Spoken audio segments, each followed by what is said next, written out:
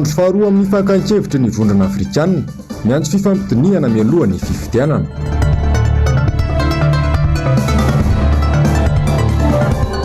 Zotran-dalamby FCE tsy mbola misokatra hatramin'izao, mijaly ny mponina.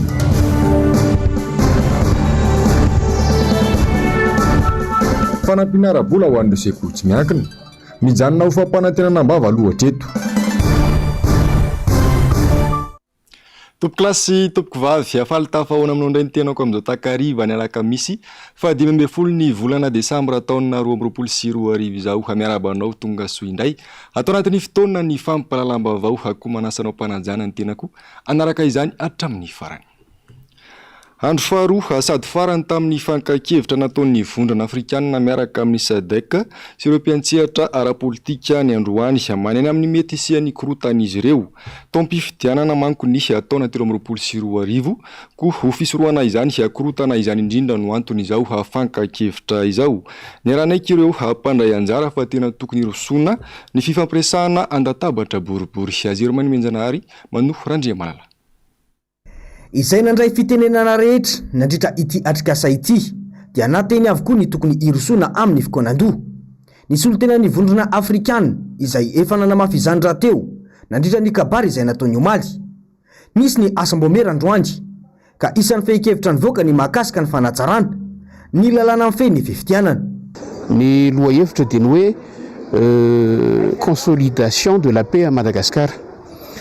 Rehefa tena niditra tao anatin'ilay atrikasa dia samy nanaika, samy nahita fa ny fiomanana ho amin'ny fifidianana manaraka, ho amin'ny fifidianana mba hananan'io fifidianana manaraka io endrika tsara eken'ny rehetra tsy misy raorao izay no tena fototra lehibe ahafahana miantoka ny filaminana eto amin'ny firenena malagasy satria fantatra fa io taona ho avy 2024 no fiatombohan'ny taona fifidianana. Ny fehany dia zao samy mahatsapa na ny mpisehatra eto anatiny na ny mpanara-maso avy amin'ny velany na ny fianakaviam-be ny raisam-pirenena izay tsy azontsika ialana ary tsy afaka miala amintsika fa mila fiomanana tsara ity andiam-pifidianana manaraka ity. Mila fanomanana tsara mba ahafahana mahazo an'ilay endrim-pifidianana eken'ny rehetra tanteraka sy ahafahan'izay mitondra eo mitondra ny mpilaminana tsy misy olana. Ary raha ny fehi-kevitra teo dia mizotra makany amin'ny fampiaonana ny samy malagasy ahafahana mijery ireo teboka rehetrarehetra mila iombonana mba tsy hoe hevitry ny mpitondra fotsiny io na hevitry ny mpanohitra fotsiny io na hevitry ny fiarahamonim-pirenena fotsiny io na hevitra avy any amin'ny sisin-dalana fotsiny io, izany hoe avy amin'ny olo-kafa rehetra izay sendra ny micro nareo mpanao gazety ohatra, fa hoe reny rehetrarehetra ireny atambatra dia tafiditra ao anatin'ilay fiaonany samy mpisehatra malagasy. Fa eo ny antenaitsika zany dia eo ambany fanaraha-mason'ireo namantsika rehetra reo ary zareo dia naneho ny fahavononany ny hanaraka antsika sy hanao tantsoroka amin'ny fanatanterahana an'izany zavatra rehetrarehetra zany. Ny lohahevitra resahana dia tena misy isan-karazany fa anisan'ny nanaovan'ny antokotiko Madagasikara tsindrim-peo manokana ny resaka lalàna mahakasika ny fifidianana izay efa iantsona foana ny fikaonan-doham-pirenena. Mifalojo nge zany ny eritreritra, mifalojo ny eritreritra ary raha namarana ny atrikasa zareo avy amin'ny SADC teo dia laza hoe dingana maro mbola diavina fa fanombohana fotsiny ihany no omaly sy ny androany. Ary manantena zareo fa amin'ny fiaonana manaraka dia mba hisy fiovana mandroso makany amin'izay eritreretina sy ny fanarahana teto ny fivoaran'ny toe-draharaha eto Madagasikara. Tsapa hoy ireo mpandray anjara fa tsy misy afa-tsy ny fifidianana madio izay ialoavan'ny fifampiresahana ihany no vahaolana ampilamina any Madagasikara. Resaka izay ary manantitra foana zany ny mahakasika an'izay fifidianana izay indrindra eo amin'ny fanaovana ny liste électorale sy ny carte électorale. Io zany dia efa anisan'ny recommandation nataon'ny SADC ihany koa ao amin'ny point numéro 8 hoe tokony ho hisy sary amin'ny carte électorale sy ny lista électorale tsy misy tsara ohatra ny fifampiresahana. Anisan'ny mitondra amin'ny fanatsarana sy amin'ny fandaminana rehetrarehetra mialohan'ny fifidianana izay zavatra izay tena ilaina ny fifampiresahana. Nisy moa ny fehi-kevitra izay voaka androany izay noraisy ny vondrona afrikanina nanamafy ny solotenan'ny SADC fa santatra ambavarana ihany ity natao ity fa tsy maintsy irosony ny dingana ambonimbony kokoa no mafisin'izy ireo fa mila soroana ny korontana izay mety hitranga eto Madagasikara mialoha mandritra ary aoriny ny fifidianana. Eo amin'izay pejy ny politika izay hatrany izay tsy mahatoky izao gouvernemanta izao intsony ny solomam-bahoaka mila mametra-pialana ny Prime Ministre Rahendry efa endrika fanitsakitsahana lalam-panorenana ireny izay hafanafoanana ny fitsipaham-pitokisana nataon'ny solomam-bahoaka ireny. Sombony tamin'ny fanionkevitra nentin'ny mpanao politika iray izay tafaresaka tamin'ny mpanao gazetina izany mikasika indrindra nisy toedrara politika eto amin'ny firenena nisy anko ny taratasy fanairana nalefa nisy filan-kevitra ambony miaro ny demokrasia sy ny fanjakana tandalana na ny ACD2D tany amin'ny fitsarana avo hamomba ny lalam-panorenana na ny ACC androany mahakasika ity rara ity sarina tsariny Mathieu Prince. Nandefa taratasy nanaitra ary nanontany ny hevitry ny ACC manoloana ny fitsabahan'ny filoham-pirenena amin'ny rarahan'ny antenimieram-pirenena ny filan-kevitra ambony izay miaro ny demokrasia sy ny fanjakana tandalana na ny ACD2D androany. Naka ny hevitry ny ACC ihany koa ny ACD2D manoloana ny fanambarana nataon'ny bromaharitry ny antenimieram-pirenena tamin'ny 20 Desambra lasa teo momba ny fitsipaham-pitokisana. Etsy andanin'izay nanamafy ny mpanao politika fa fanitsakitsahana tsotr'izao ny lalam-panorenana ireny fanapahan-kevitra noraisin'ny filohan'ny repoblika sy ny antoko misy azy ireny manoloana ny fanafoanana iny fitsipaham-pitokisana nataon'ny solomam-bahoaka iny. Zavatra tokony natao nalefa le vote anjaran'ny zareo amin'ny lafin'ny politika any no narisy latra ny députeny tsy hifidy an'le izy ka tsy efenany le 2% izay takiny quorum fa tsy anjaran'ny filohan'ny repoblika tsy anjaran'ny ministry ny serasera no miteny ny parlementaire foano rehefa tsy nirosy ihany koa tamin'hoe atao le safidy misy koa ny article 118 azo atao tsara na atao koa ny filohan'ny repoblika na lehibe ny gouvernement nanao saisine ny ACC ka mijery hoe araky ny lalam-panorenana ve voalaza ny lalam-panorenana ny fahafana manao an'ity araky ty sonia ty dia ny ACC ny tokony nanafoana hoe foanana io fa tsy ambava amin'ny alalan'ny fivoriana amin'ny arena zany tompoko dia fanitsakatsahana lalam-panorenana amin'ny principe de séparation des pouvoirs nanitsakitsaka ny lalam-panorenana filohan'ny repoblika nitsakitsaka ny lalam-panorenana membre ny gouvernemanta na inona lazaina ho ihany ity mpanao politika ity dia efa tsy atokisan'ny solomam-bahoaka intsony io gouvernemanta io fa ny fiantraikan'izay zany dia amin'ny vahoaka sady hitantsika zany fa lasa mirona loatra amin'ny fitiavan-tseza sy ny fitiavan-tena zany no nandavana ny lizy amin'ny ora farana fa samy mahafantatra ny député fa tsy mahasana ny asany profon'izany ny lavin'ny député ny aona amin'io gouvernement io izay voalaza amin'ny article 102 fa tokony amin'ny alalan'ny question réponse fa zareo moa zany afaka manantanteraka izy taratasy na fomba hafa zany fa ny fasafasy ny foanany zareo satria nahoana tsy manome légitimité sy crédibilité ny gouvernement io tsony izy mitohiny mametra-pialana Prime Ministre Tsay raha manana conscience professionnelle izy. Andrasan'ny rehetra araka izany izay mety ho valiteny ny fitsarana avy momba ny lalam-panorenana manoloana ity rara ity. Manodidina izay vaovao izay hatrany izay fivadiam-pitokisana amin'ny vahoaka ny fampitsaharan'ireo solomam-bahoaka 500 nisy fitsipaham-pitokisana io nambaran'ny solomam-bahoaka teo aloha izay voafidy teny amin'ny boriboritany fahenina raha nitondra ny heviny izay momba ny fitsipaham-pitokisana andraikitry ny solomam-bahoaka izany ary adidy ataony mba ho tombontsoa ny vahoaka malagasy izay nifidy azy ireo Azero Manimenjanary sy Manofo Randriamalala.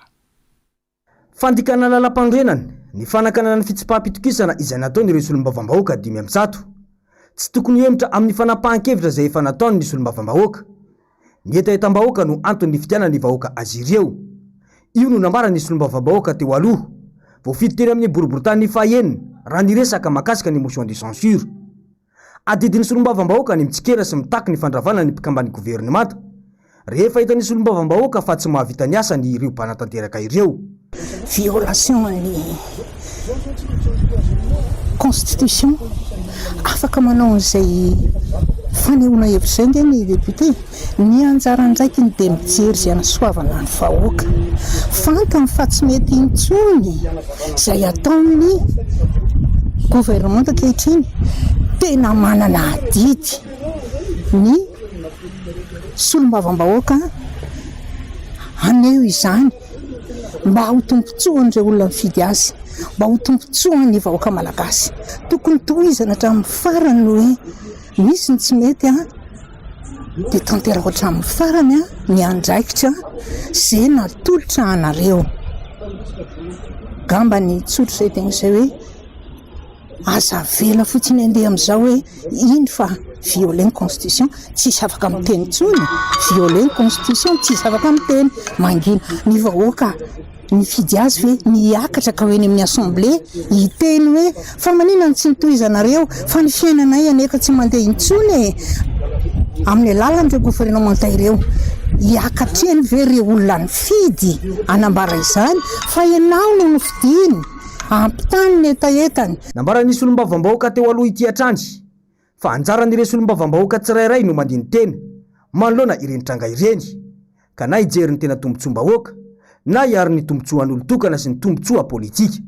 Tokony nanohy ny fanehoana ny tsy fahavitany ny gouvernement ny adia manandraikiny en tant que exécuteur alao rehefa tsy mahavita mindrandra zavatra ny vahoaka, mindrandra fiainana vaovao mahafinaritra sy tsara malahelo ny vahoaka dia anjaran'izy député mieritreritra sy mandinika hoe inona ny tokony ataony. Matoa ianao député dia manan-tsaina andinika sy eritreritra inona ary no ataonay taoriana ny zavatra iny. Fivadiam-pitokisana amin'ny vahoaka no ataony resy olom-bavam-bahoaka hoy izy. Raha toa ka mahatsapa fa mahantra ny vahoaka ankehitriny ary tsy mahavita ny asany ny mpanatanteraka kanefa dia mitazam-potsiny izany fahoriana izany fa tsy mandray andraikitra izay azony atao ara-dalàna sy voasoratra mazava ao anatin'ny lalam-panorenana. Ny vahoaka no antony sy nanangonana ny sonisy mba hanaovana ny fitsipaham-pitokisana io no fanazavana nentin'nisy olomam-bahoaka Joasy Eleonora Androany raha nitondra fanazavana mahakasika ny nandraisan'izy ireo ny minisitra anankiroa omaly. Misy ny olana eo amin'ny mpanatanteraka sy nisy ampanao lalàna saingy tsy maintsy atao ambony hatrany ny tombontsoa ny vahoaka malagasy. Azero Maino Menjanary sy Mano Randria Malalatra. Mampametra-panontaniana ny maro ny fihetsika izay naseho ny resy olom-bavam-bahoaka teny Tsimbazaza nanomboka ny alatsinainy teo.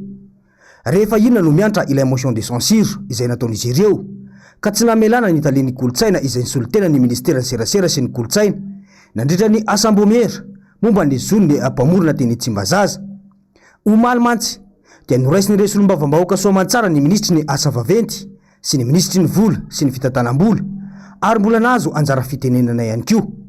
Nambaran'ny olom-bavam-bahoaka Joasy Eleonora fa na misy aza ny olana eo amin'ny mpanatanteraka sy ny mpanao lalàna dia tsy maintsy mijery ny tombontsoan'ny vahoaka malagasy ihany izy ireo.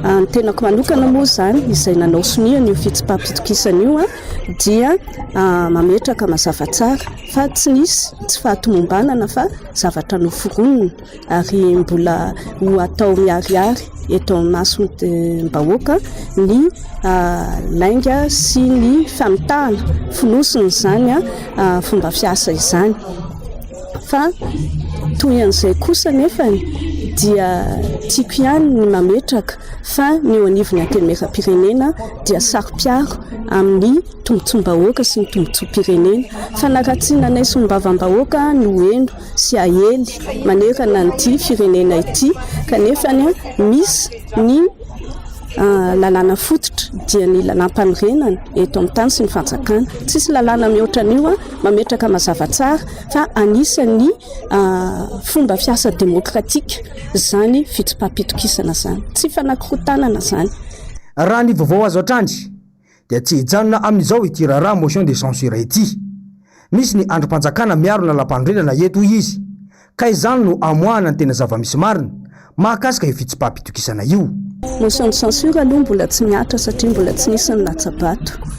Manarakarak'izay tsy nisy mpikambana amin'ny gouvernement tsy nomena fitenenana fa ny secrétaire général.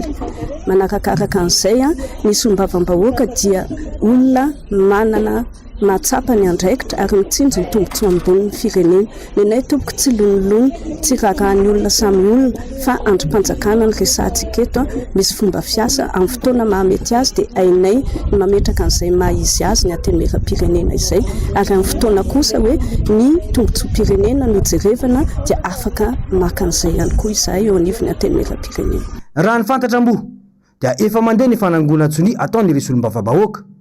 Fanangonan-tsony fitondram-panazavana na requête ho alefa any amin'ny ACC ka itakin'izy ireo ny anoizana ilay motion de censure iny sy ho fanazavana fa ara-dalàna ny dingana na raha ny solom-bavambahoaka tamin'ny fanatanterana izany ka naangonana insoli 10 ka naangonana soli 10 iny andrasana ny fivoaram-baovao fa tsy maro toerana intsony izao fitondrana izao ary efa tsy mifampatoky intsony ireo samy ao anatin'ny fitondrana ho ny miara-manonja androany ny firenena isan-kilany miamahantra hatrany kanefa toa mbola mahavita misehoseho sy matikambo etsero ihany ny filoha ankehitriny sy asary sy natsary ny Mathieu Prince.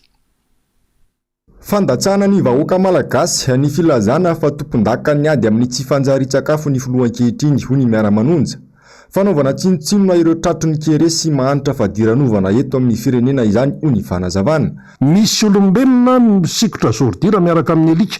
Le olombelona moa zany mazava loatra na kapoka ny dadaviny eo na plastika na sakafo dia le alika sakafo no hohaniny eo.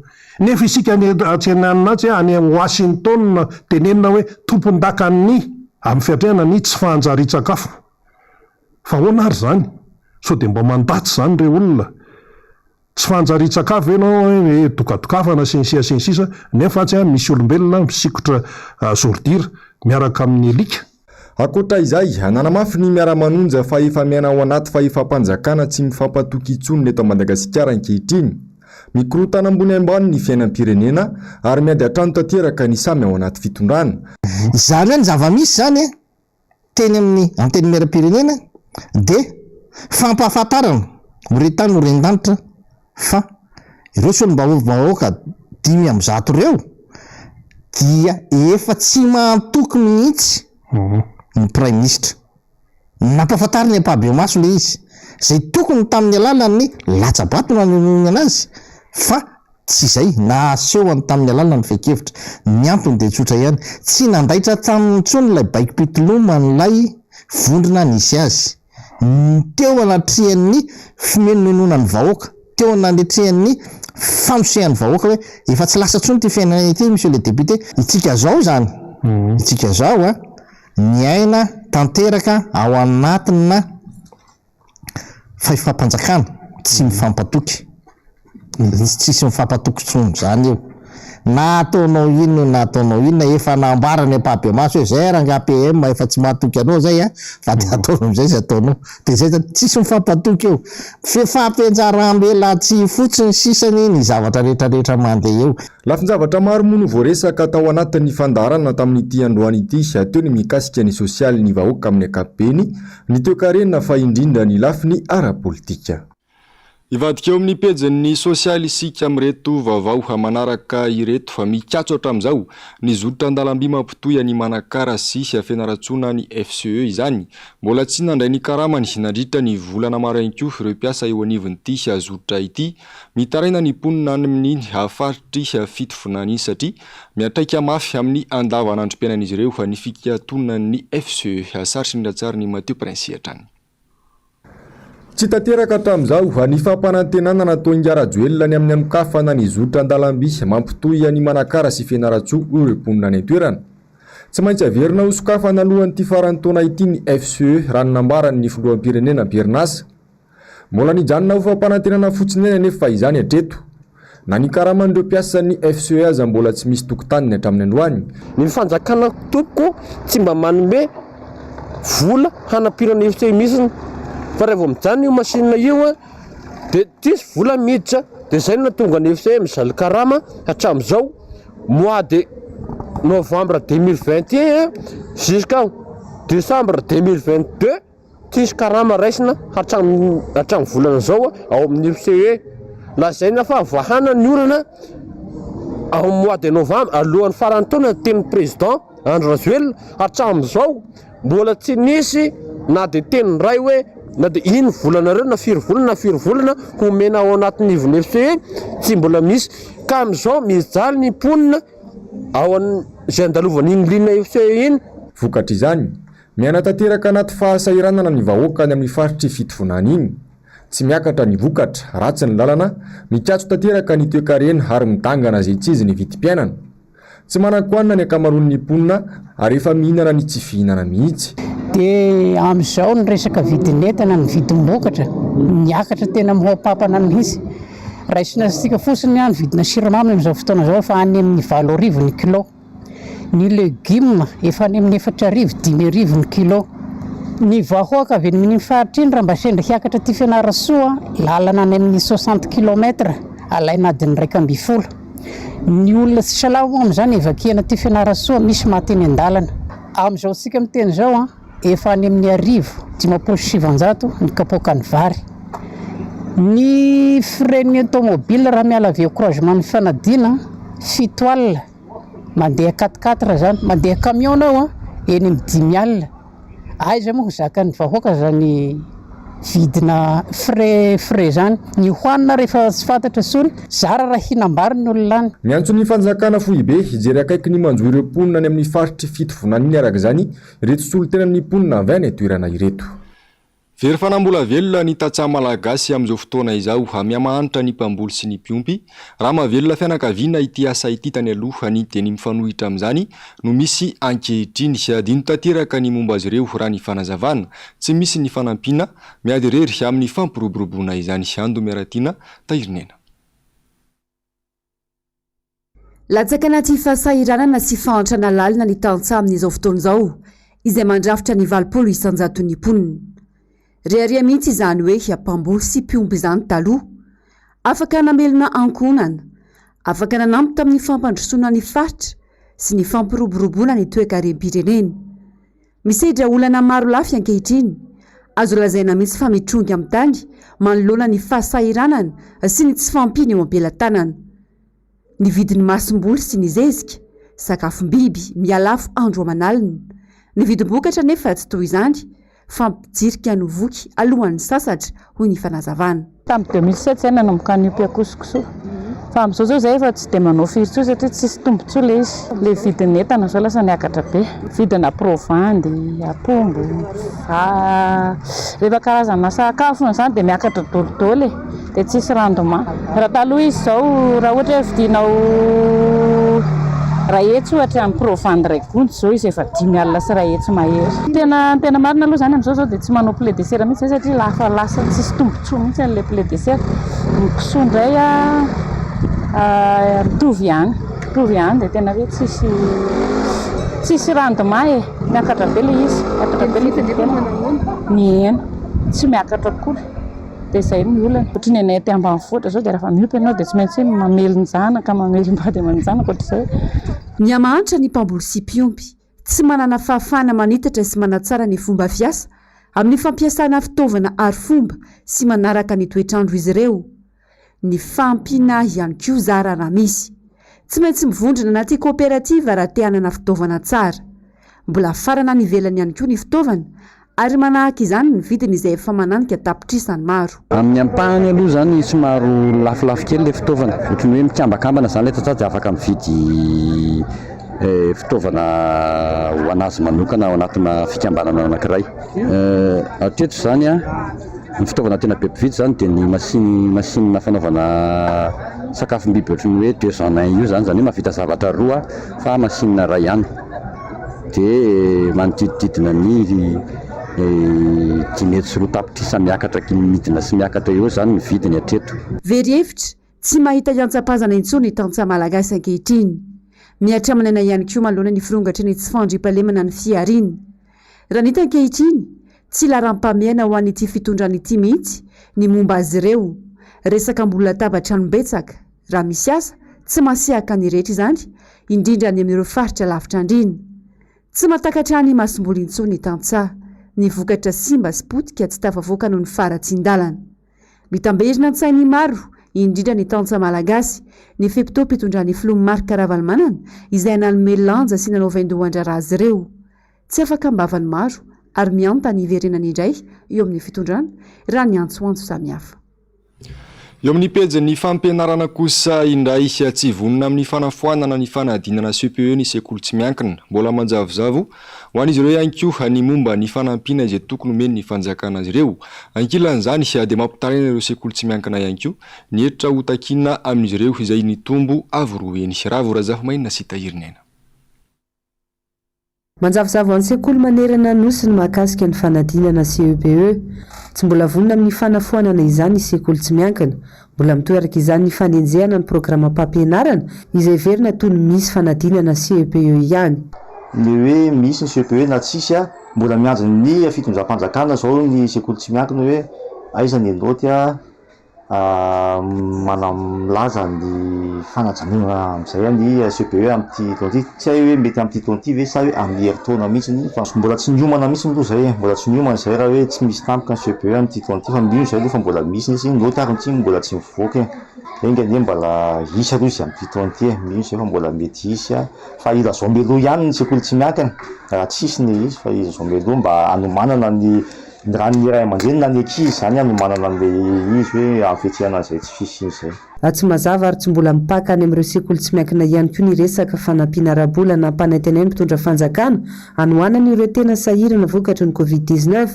Mametraka ny ihany koa ireo sekoly tsy miankina manoloana ny fitanlanana amin'ireo sekoly mpinoana.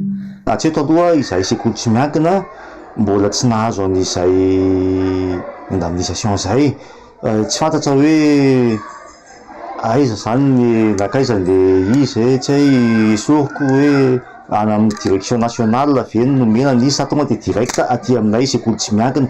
Etsy ankilany mitaraina ireo mpitantana sekoly manoloana ny fidanganany hetra ho an'ireo ato anatin'ny komina Antananarivo renivohitra ny tombatrany amin'ny 100 isan-jato manko izany. Tamin'ity tonty lasa ny zarazaraina isaka ny bâtiment teo facture anankiray zao facture anankiefatra nizay azo pedabe ny zavatranona tsy voaloha maika fa mbola miampy an'izay ety zay tena mazefatra mavesatra ho an'ny sekoly zay zavatra zay kanefa ny aminay hoe nisy ny inona izy ty exonération ho an'ny sekoly tsy miankina, tsy hay hoe ho an'ny sekoly tsy miankina finoana ve izy io sa hoe ho an'ny sekoly tsy miankina rehetrarehetra. Io zany mila faharitana tsara ny avao amin'ny commune hoe ho an'ny sekoly tsy miankina rehetrarehetra ve izy io. Hatreto aloha zay tsy hitanay zay andoavana an'izy de tsy mandoa aloha zay tsy. Samy manao izay ho afany aloha ny sekoly tsy miankina amin'izao.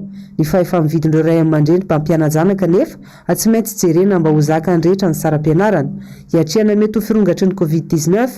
Abetsaka amin'ireo sekoly efa manafaingana ny fanenjehana ny programa mpampianarana isan'ny fepetra noraisiny sasany amin'izy ireo ny fanafoezana ny fotoam-pialan-tsasatra.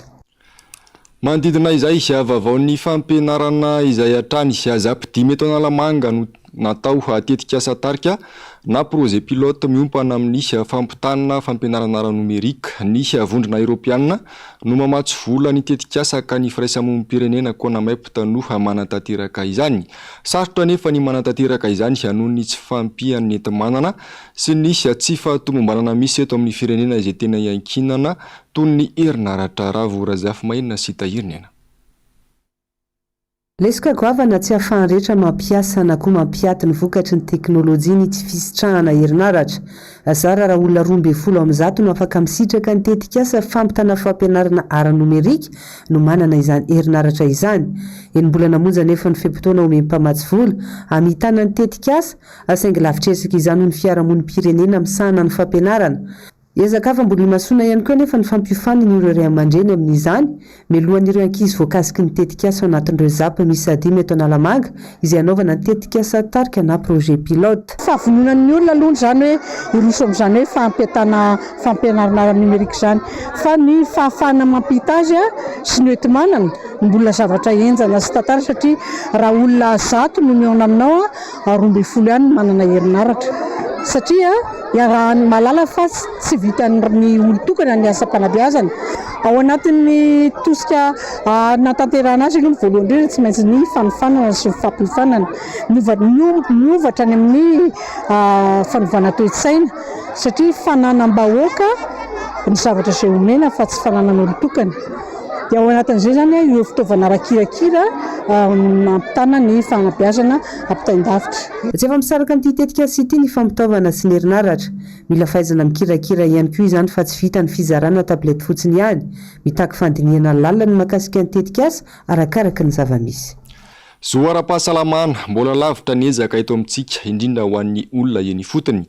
Atsasaky ny teti-bola tokony ho an'ny sehatra ny fahasalamana no misy.